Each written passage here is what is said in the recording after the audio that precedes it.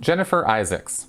Chris, what do you think of nocebos and placebos? What do you think of psychology of cognitive dissonance and Dunning-Kruger effect? How do these things keep people in cults or get them to lack critical thinking even if not in a cult? Well, I don't have any simple answer for this because this is you're asking about a lot of big topics. I mean, Dunning-Kruger is a big thing, and cognitive dissonance is kind of a big thing. And so let's try to break this down a little bit. Nocebos are where a person is given something that is not really supposed to affect their body in any way, like it's a sugar pill, and they get worse. They get sick, or they get, some kind of non-optimum reaction occurs with them physically. And then you have placebos, and placebos are where you get a sugar pill, or you get something that is not supposed to really change your body in any way, and yet you get better, right? So you have both of these phenomena occur.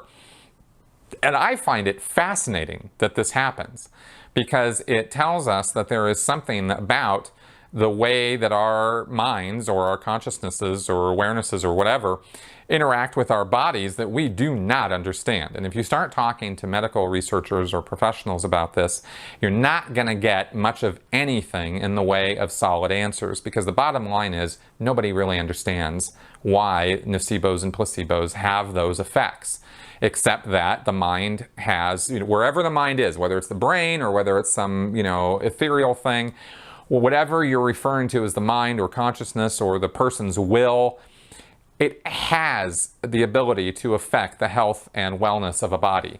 And it's just a demonstrable, empirically observable phenomena that occurs. So all I look at that and say is, we don't get it. Nobody really understands it yet. And hopefully at some point along the line, enough studies will be done on this to actually start coming up with some theories that make sense. Right now, there's nothing. So that's kind of that. We do know about cognitive processes and problems. This has been the subject of study for a couple decades now.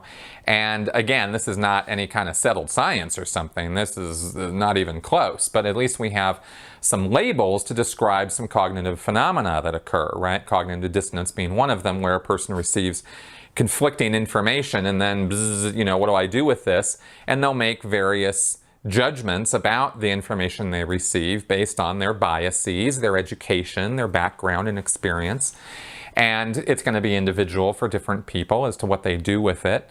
But it sets up a situation where a person can start thinking in very strange ways or very irrational ways because they don't know how to process these conflicting pieces of information. So this is a problem, right? And then you add Dunning-Kruger on that, where, a person is not, the Dunning-Kruger effect is kind of complicated, but simply put, I think, as I understand it, it's the idea that a person is, the more incompetent a person is, or uneducated on a subject a person is, the more certain they'll be of their competence or how strongly they understand that thing. And it's fascinating. It's an absolutely fascinating thing, and it speaks to the humility of wisdom, where we've known this for a long time. I mean, you find philosophers and old religious leaders and stuff, talking about this centuries ago, that when the more knowledge and intellectual prowess a person has, and the more wise they become through life and through life experience, the more humble they become. Whereas there's nobody who knows anything better than the guy who doesn't know anything about a subject, right? It's a fascinating phenomenon. All of these things, of course, play a role in cult thinking, because cult thinking is where you take a belief system and you go to an extreme with it, right?